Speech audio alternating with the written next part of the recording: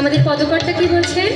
গৌরাঙ্গ মহাপ্রভুকে বলছেন, প্রেমে ভালোবেসে বলছেন যে হে গৌরাঙ্গ মহাপ্রভু, তুমি যদি আমার অঞ্জন হও অর্থাৎ কাজল হও, তাহলে আমি তোমাকে কি করব? এই দু চোখে কাজল করে রেখে দেব। তারপর তিনি আবার কি বলছেন? বলছেন, আমার গোর যদি হতো মতি গো সখী, গোর যদি হতো মতি,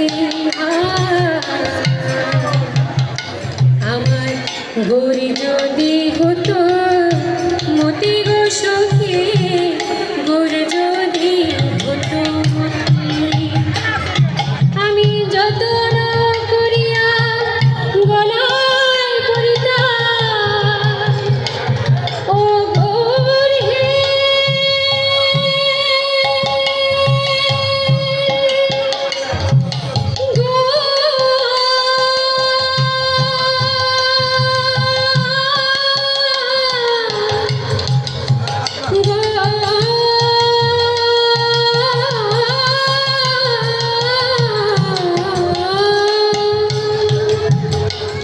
আমার গোর যদি হতো মতি গো সখী, গোর যদি হতো মতি, আমি যতন